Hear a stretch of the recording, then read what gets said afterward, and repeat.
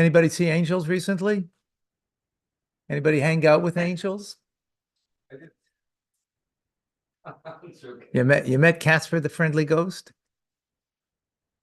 She an angel? Or just a friendly ghost? Huh? It's not a trick question. Answer it, we'll find out. Uh, so everybody wants to have their guardian angel.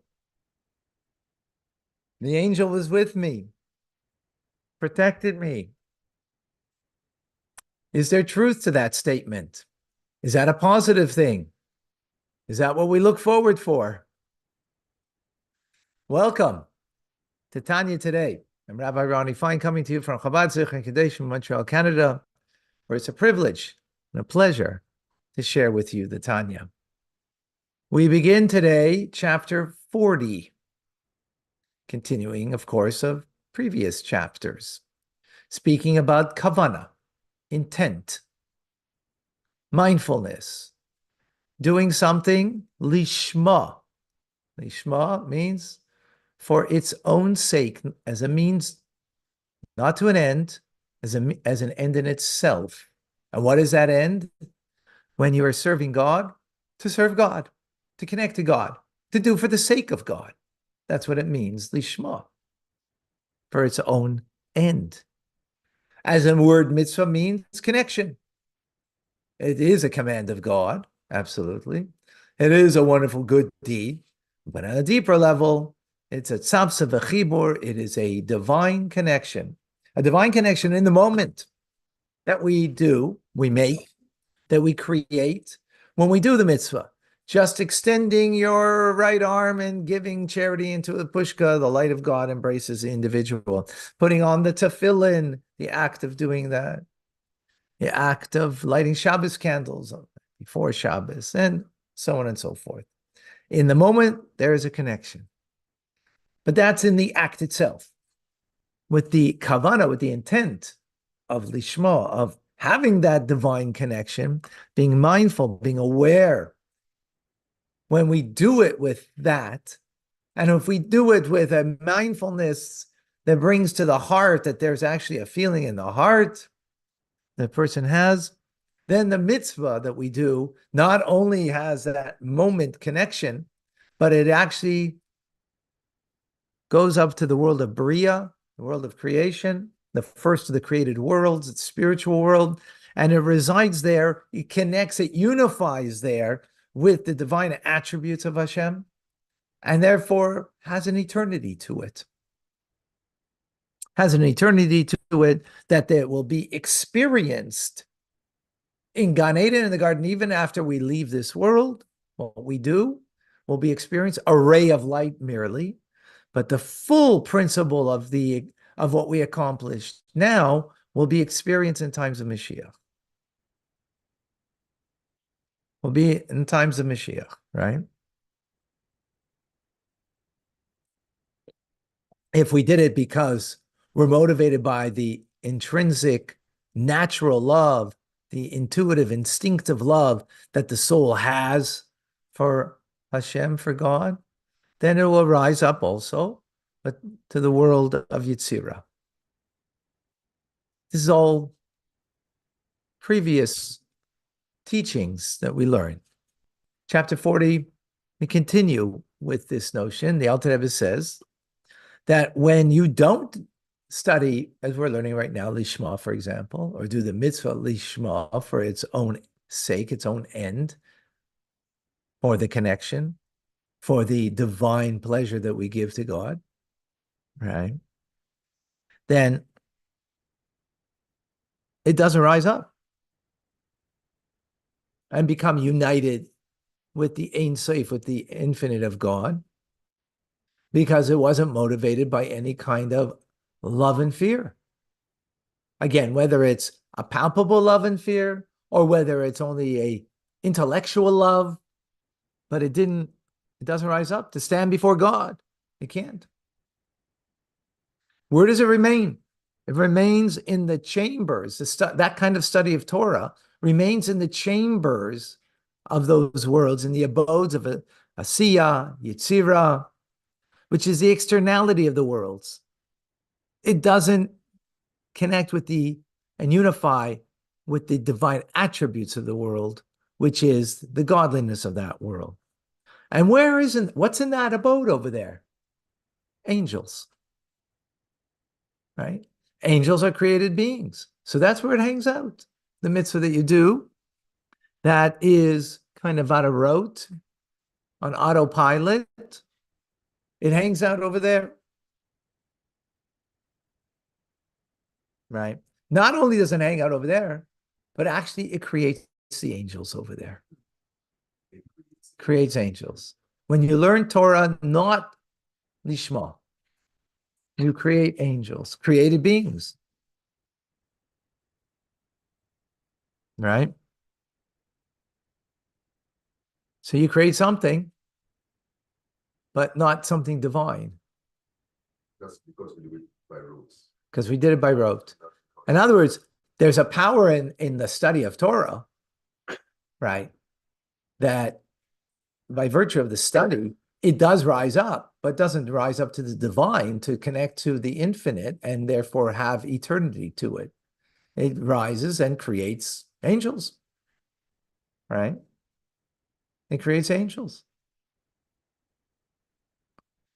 That's if you did it by rote, for example. What if you did it loy lishma, for not the right reason? In other words, decidedly for not the right reason. In other words, for the purpose of becoming a scholar. You're learning right now. You want to be a scholar. That's why you're learning. Or you want to be honored by others, right? Through being a scholar. Or, sometimes we want to show how smart we are. So, we kind of show off the knowledge that we have. Now, for a 3-year-old and a 5-year-old, that's wonderful, because that's what they should do because they're little kids. But for an adult, right, that's not lishma. So it doesn't even go to and create angels when you do it that way, but it stays in this physical world in klipa. That study. And we learned previously that therefore such study, a person needs to do tshuva because you have to now take it and bring it back.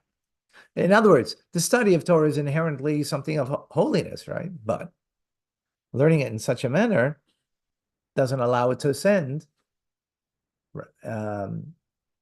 And tshuva will help it to ascend when it's done decidedly loy lishma.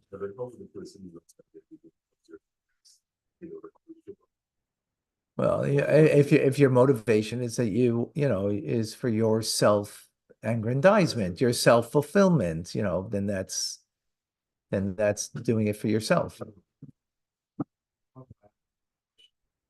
Someone who's converting. Sometimes he takes courses or she takes courses to get some knowledge that maybe is not attracted to. So it's basic knowledge that has to be tested on. Is that considered becoming klipa? This is, specifically for someone who's Jewish, that this would apply. Someone who's becoming, so they're going through a process. This notion wouldn't apply. Because there's no such thing in humanity of doing something not for your own benefit. Okay. Now that doesn't mean you don't do for another, but truly doing it for another, you're doing it for your benefit. So that notion, so it's normal. That's human. That's regular, right? To do it lishma is, it means you have to, really rise above. So now it's a whole different, conversation. So that, so to do it because you're motivated by something. Now, ultimately, it might be that, that's what's bringing the person to convert is because they have some spark of Jewishness in them. And that's what's leading them. But the specific may not be, right? So the general might be that's what your motivation is because you feel the spark of Jewishness in you. And that's what is pushing you, right? But it's usually beyond awareness.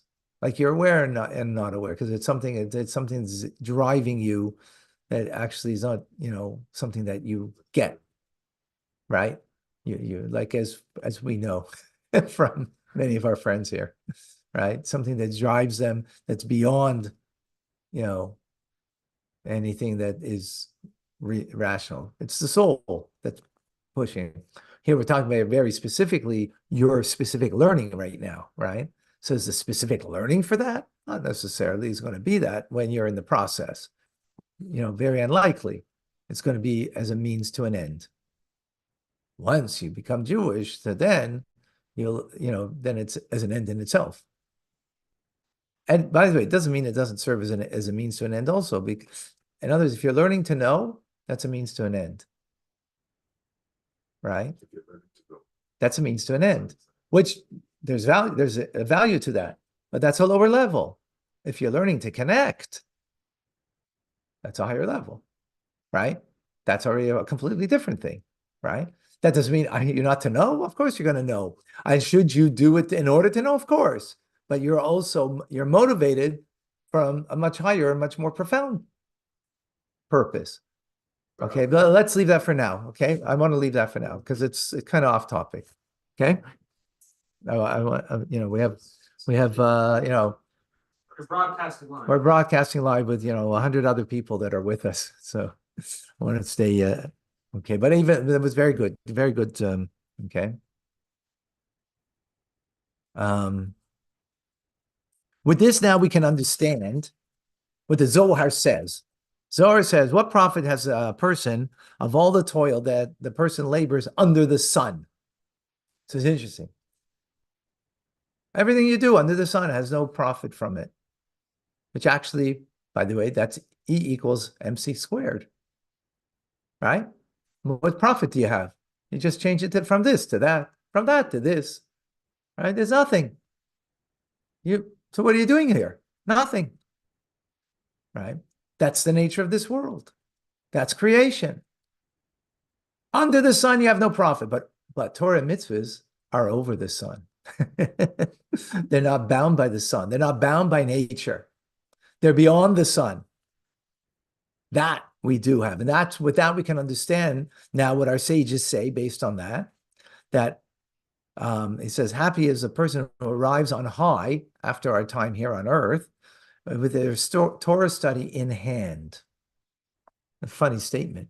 Why is your Torah study in hand? Right? Meaning not physical hand, because you leave this world, it's your soul going up there, right? But, what does it mean in hand? It means your Torah study came with you on high. It didn't stay down below the sun. Because if you learn Torah with not the intent to connect, which is beyond the sun, then it remains below the sun. It remains in this world. And then after 120, when you go up, you ain't going to be a happy camper because it's not going with you. But if you study Torah properly for the sake of connection to Hashem, then you're going to be happy because it's going to be in hand with you. It's going to be up there in the divine realm.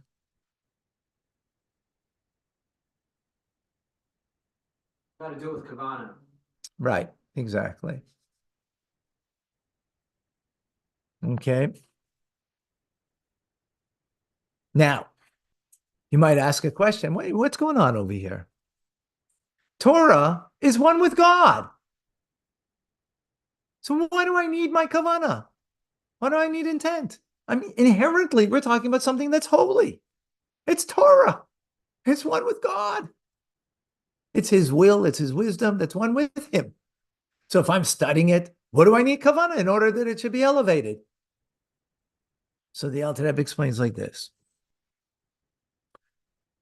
In the creative process, there is what we call God's concealment through creation and God's contraction of his light, concealing his light and contracting his light. So, my phone conceals God. got to look hard for him. You know where you find him? Kabbalah. Where you find him? On youtube.com/Tanya Rabbi. And or Chabad.org or whatever it is, you're going to find, right? But the nature of this, of every physical thing in this world, is concealing God. Except for one thing that doesn't conceal God. The Torah we're learning now doesn't conceal God. It's an embodiment of God. So it doesn't conceal him, right? However, when you speak the words of Torah, what is speaking the words of Torah, or prayer for that matter, right? Is a contraction. What's a contraction? Of the light of God that gives me the power of my animal soul to give vitality to my lips to move and to be able to speak words of Torah. Those speaking of words of Torah is a contraction. The words themselves, the teachings themselves, are not a concealment on God, but me expressing it, studying the Torah, right? Expressing those words of Torah, there is a contraction. So how's that contracted word that I'm speaking going to be elevated? How? Kavana. Kavana. Without kavana, it's not going to be elevated. We had a question. What was our question? Our question is, why do I need kavana if inherently Torah is one with God? Why do I need kavana? Why do I need mindfulness, intent that I'm doing it to be bound up and one with Hashem? Why do I need that? Torah is one with God. So what do you need me here? Let me just study it. What's the difference what my intent is? No, because on the Torah teachings itself, there's no concealment. But on the expression of it in word, in speaking the word, there's a contraction of the light of God to enable me to say the words of Torah. Those words of Torah that I express, for them to be able to be elevated, it will only be elevated and ascend on high by the power of the intent that's behind it. Otherwise, just speaking it won't do it, because that's a contraction already. That's a contraction on the light of God that allows me to speak it. It's not hiding the word. It's not concealing. The teachings themselves are not being concealed when you're saying the words of Torah. Oh, that's Torah, right? But me, so that's that's the words themselves, but not the speech that speaks it. That's by vis-a-vis a contraction of the divine light, that contraction for it to be elevated, that's now in klipa. Speaking is a power of your animal soul giving you the power to speak, to your body to do something, right? So that power is a power of klipa. In order that it should be not a power of klipa, but should be ascending on high, it needs the force of kavanah, of intent, of mindfulness. That why are you speaking these words? Is in order to attach yourself to Hashem through these words. Is that clear? Mhm. Very powerful.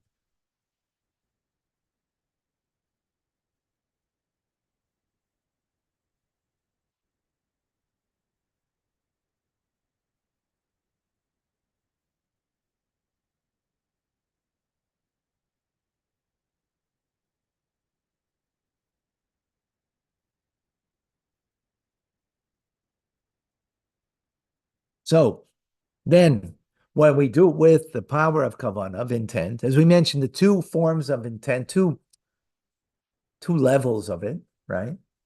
One is that you have an awareness, it brings it literally to your heart, and you actually feel a palpable feeling of love and awe for Hashem, which I don't suggest any of us have that. At least I don't, for the most part. Sometimes, but for the most part, not. We're not such. We don't have such a profound awareness of God that it should bring to a real feeling. And it's important to note it's about God that you're feeling, not about me feeling about what I'm doing. right? Could you just repeat it again? It's not a feeling about, oh, I'm so happy to be a Jew. So in love with being a Jew, that which is a great, amazing feeling to have, right? That's not the point. It's about feeling the love of God, right? Now, in some way, feeling enamored and in love with the fact that you're a Jew is because of God. It is, a reflection of that. But the mindfulness is that this is an attachment in what I am doing that bring that attachment to Hashem. So I can have that mindfulness that can bring into a palpable feeling in the heart, which I suggest we do not have that for the most part, right? Rarely we will have that, if at all. That's a very high level already. That's very profound to be able to feel that in this I'm having an attachment, and that's what I'm loving, the attachment to Hashem, not the beautiful teachings. That's already intelligent. That's your mind. That's not your heart, right?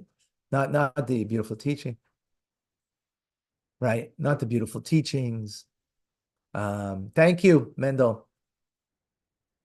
Not the warm fuzzy feeling of what it does for me. We're talking about for Hashem. That's already very lofty.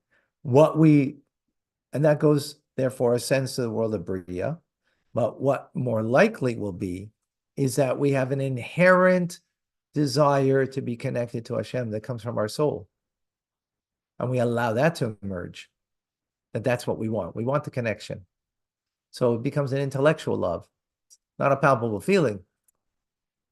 An intellectual bond, if you will, knowing that through this, that will bring to Yitzira. Yitzira is the lower level, right?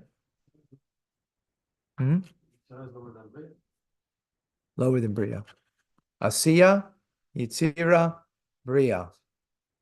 And Atzilut is already not a created world. It's the emanation of God, not creation of God, right? So when a person will learn in such a manner, then the divine will is vested in their letters and and the kavanah of the Torah that the person studies, or the divine will is in the prayer and its kavanah or its mitzvah is in its kavanah. Then the Ein Sof light of Hashem radiates into the spheres and brings infinite great brightness in a way that we cannot experience today. We can't experience it. We don't. We will experience it at the end of times and times of Mashiach. We're not capable of experiencing that divine connection with the Ein Sof, with the limitless infinite of Hashem. We are being connected, but we're not experiencing that connection. Mashiach means, right, that in the end of days, when the world will rise out of its materiality and the glory of God will be revealed, for all flesh will behold. All flesh will behold the awareness of God. In other words, flesh today is aware of only flesh, right? My body is only aware of my bodily needs. Hungry, I feel my hunger. I don't feel your hunger. My soul can feel your hunger, but not my body, right? My body doesn't,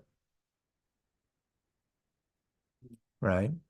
My body, the fact that if I'm hungry will teach my soul that when I go hungry, it doesn't feel comfortable. So, okay, now I can be empathetic to somebody else who goes hungry and, then be giving and give them, right? But it's my soul that has the empathy, not my body. When Mashiach will come, that's the materiality of the world. That's the nature of the world. That even the body itself will perceive godliness as a body, meaning there'll be even empathy that can come from the body itself. That's already a profound level. That's a profound level. That's a profound level. That's Mashiach. That's coming.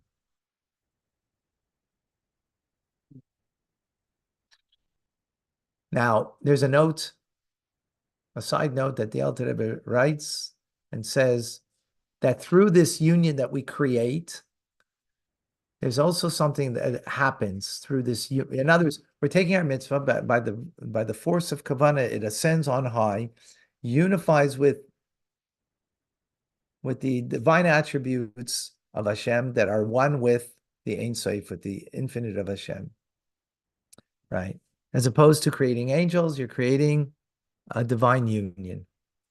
That divine union, right, that now emanates, we can't experience today, we will experience in times of Mashiach.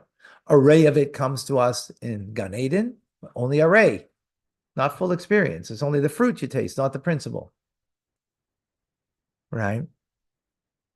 So another thing that happens through the act of the mitzvah or the study of Torah, because of this union, you sweeten the severities.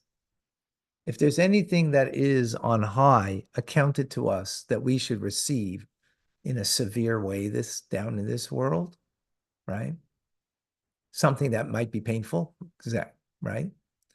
So when you do a mitzvah, it sweetens the severity because it unifies the attributes and therefore coalescing of gvura, which the severity is coming from, right? With chesed to produce a compassion.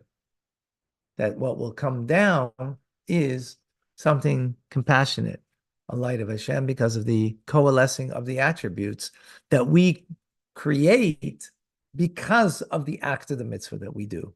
And therefore can bring down as a result of that something that is sweetening of something that would have, prior to doing that mitzvah, be severe in our lives. Is that clear? All right. Will that be Tiferes? Yeah. Yes. Yes. Exactly. Okay. Let's see if we have some questions here. Put 2 question marks before so I can clearly. A reminder that whoever can watch our class on YouTube, youtube.com/Tanya Rabbi, will help us in our efforts to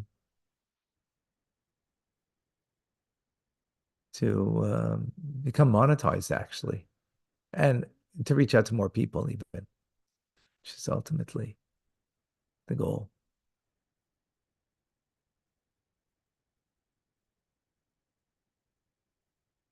Brett, given that our self-perception of motivation is flawed, how can we know if the mitzvah has ascended? Good question. This is not about now being on yourself and being over yourself and being critical of yourself. Oh, I didn't do that. I wasn't lishma here. I wasn't thinking. Don't do that. You're going to go to the loony bin. Okay? Please. Proceed with caution. Proceed with, yeah. No, take the teachings seriously, but the application of it, take it seriously, but not in the sense that, oh, what did, like, that's not coming from a good place. I'm always checking myself. Did I do that for the right reason? Now, sometimes we need to sometimes stop. What motivate? Where did this come from? Did this come from my animal soul or did this come from my godly soul? Absolutely. Sometimes we need to do that, to be aware. So we try to be self-aware. Now, is it going to be purely the godly soul, purely the animal soul? You know what? We're going to be motivated by a combo, right? What's important is the awareness here. So we are more and more motivated by our divine soul for the connection, as opposed to, what benefit I have from it. Now, of course, as we just said, there are benefits, but that's not the motivation. Are the benefits? There's a benefit of sweetening of the severities. So the Alter Rebbe brings that in a footnote, not even in the regular text, right? Because that's a byproduct. It's not the product, but it's a reality that's what happens.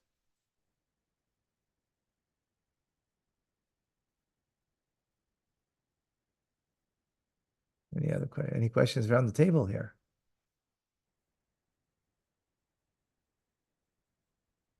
question, in terms of, we were talking about this, I believe, on Thursday or Friday in Tanya. Yeah. To what extent is it better to sort of just be looking forward in terms of like, how much of a evaluation should we be doing in terms of like, oh, did I do, for instance, that mitzvah earlier today with Kavana, or did I do this with Kavana? Like, in terms of releasing them from the klipa or whatever and bringing them up high, and how much so should it just be like, that's like the past, and I should just focus going forward on trying to. If it's a downer in any way, so don't focus on the past. Okay. If it's just Oh, like, okay, just you Yeah. pick yourself up to greater heights, then it's okay. But that human nature and culture have led us to guilt. So when you live with guilt, so you are then it's counterproductive. Yeah. But if you are not, if it doesn't bring guilt, but just brings an awareness, and therefore the push to do better, then that's wonderful. But if it's going to produce a sense of guilt, from guilt is going to produce then a downer. From that downer, you're going to be saddened. From sadness, eventually you're going to be depressed. Right? So, yeah. And also, you said that Bria was the realm of emotion, right? No, intellect, comprehension. Oh, okay, intellect, okay. What comes first? In our development as people, And first in the human order of things. emotion, No, intellect. this is on top. Oh, at this first come- in that, okay, then that's When just in everything that you do, you perceive something, how you perceive it, okay, it will be how you affect yeah, your emotions. Yeah. So this comes first in Yeah. everything. yeah, A little baby, maybe not. Yeah. Even a little baby, there's, but definitely when you have awareness based on what you're aware will be how you feel about it. Right? Okay. So that always comes first. And the last question is, in terms of, you talked about how speaking is contracting in terms of like you're contracting contracting the Torah. No, well, no, Not the Torah, your but- power of speech is a Yeah. contract, is God's vitality. How you're speaking right now? Who's giving you the power? God, Okay, Then- how? through Through that- contraction. Through contraction. Where is the contraction? Is in the fact that now gives a power to the animal soul, Yeah, right? To give the movement of the lips to the body, because the body is just a physical. It's a physical body. What it doesn't have any power, but does right? that also apply, because I know thought, speech, and action are such like a big component of this, but does that also apply to like seeing, in terms of like you're reading the Torah, or like your brain and how it's like processing? Everything is of energy of Hashem that's giving you the power for everything. Yeah, So the question that power, speech, well, it's in everything, but let's remember the power to move your hand. yeah, That's God giving you the power. How's it coming? By klipa. What klipa? The animal soul. It's the animal soul. My divine soul doesn't move my hand. no, It'll inspire me to move my hand to be charitable, but it doesn't do the actual move. no, it doesn't. The animal soul is what vests in here that gives the actual power.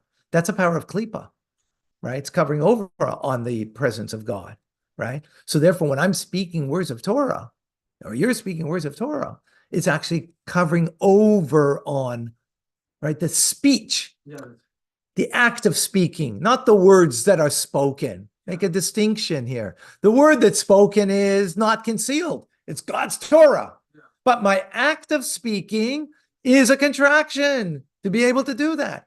That's hiding it.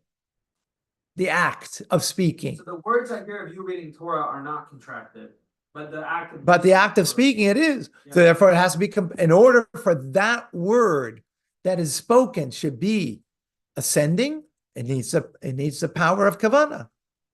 Is that clear now? Yeah, Very nuanced. It's a very nuanced idea. So in the times of Mashiach, does the animal soul have any power over the body? So in the times of Mashiach, no. So the The animal soul will be converted in as like tzaddikim today. It's converted, right? I mean, it's going to be a process in times of Mashiach, but it's converted, right? That the animals, that by the animal soul, by the tzaddik, they're speaking because they, of course, have kavanah, right? They have intent, right? So their speaking is divine. We have the choice for it. They are worked themselves over that it's just, that's the reality, right? We have the choice to speak words of Torah or speak other words, right? Because when you speak in terms of the animal soul, if I understand correctly, animates the body, at least now, to do things. Right. Right. So when Mashiach comes, is it that because we have our divine soul, I would assume would be would be superior in Right. as Mashiach. So my question is the animal soul still in existence, or is it subservient to the divine soul? It will be subservient. It'll be subservient. It still would be there, but subservient. I mean, it's going to be there in a way of a transformed. It's like, right? It's just reading about from this week's from, of a prisoner, right? Is a prisoner, can a prisoner transform themselves? Yeah. Someone who was in prison for a crime, they can transform themselves. So we are imprisoned for the crimes of the negative, wrong things that we do. Times of Mashiach, we're going to be released from prison and be reformed. Nice. Right? We'll be reformed. Not Right? reformed. Davida, if someone is non-observant, do they have anything that ascends on to high? Well, they can do. Just if you're not observant, it doesn't mean that you can't do a mitzvah for the sake of Hashem. And by the way, if you're observant, doesn't mean that you don't do it for self-glorification or for self-fulfillment. So it's not about, called observance. It's about, what's your motivator, right? Just give me 1 second. I don't want to lose over here. What time is it? We say the Shema before 3 hours of the day. In Montreal is around 9:30 that the Shema needs to be said in its proper time. Hold on 1 second. I don't want to lose the feed here, so give me a moment.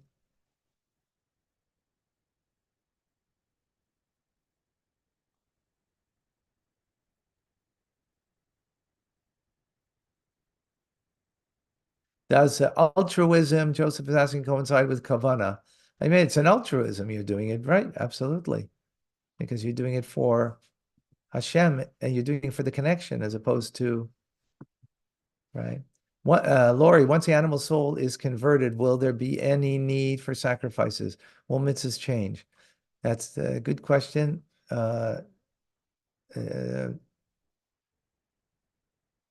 We will have it. Why? I'm not clear. Because if the animal soul has been transformed, that's a good question. Vicky, how do we catch the animal soul up on the spiritual development? It seems to lag so far behind it can't express. Well, that's why, that's why we're learning Tanya, so we can be inspired by our higher self, our better self, right? Our divine self to inspire us, to bring the animal soul along. So the animal soul first comes kicking and screaming when you do a mitzvah, because it wants comfort, it wants pleasure, and so that's why. So it comes kicking and screaming. That's why many times we do mitzvahs in our comfort zone, because the animal soul is still there. And we do it just in our comfort zone. I'll give only so much. I'll pray only so much. I'll learn Torah only so much, right? I'll focus only so much. Afterwards, I gotta get to my phone. I mean, how long can I be without it? So much. Because we still have our animal soul there, so we do it. But we're not right. It's okay. We're working. We're all a work in progress. Don't yeah, we shouldn't fool ourselves and be upset with ourselves and be, Michael has a question on Instagram. Is doing a mitzvah for self-gain and reward a bad reason to do one? It's better to do a mitzvah for self-gain and reward. Study Torah right now, and we learned that from earlier, that miteich lo lishma ba lishma, that when you do it for the wrong reason, in it is the right reason. Yeah. Because in the end, the right reason is in every one of us, because that's why God is all good, and that's why ultimately we have goodness in us. So the right reason is there. It's just got lost because the animal soul was very strong. So do it. Eventually you'll come to the right reason. Yeah. You'll come to it. So it's definitely better to do it than not. All right. To all the BITs out there, all of us, Bainani in training, thank you for joining. Reminder tonight, Torah studies. We're going to prepare for Pesach with a class at 6:30 p.m. and TRC at 8 p.m. Come and join us tonight. We'll be live here and alive online. I'm Rabbi Ronnie Fine, coming to you from Chabad Zichron Kadesh in Montreal, Canada. It's a privilege, a pleasure to share with you, Tanya. Have an amazing, great day. Rambam is coming. We're learning the laws of tshuva, so you don't want to miss that right now. Thank you. On youtube.com/Tanya Rambam.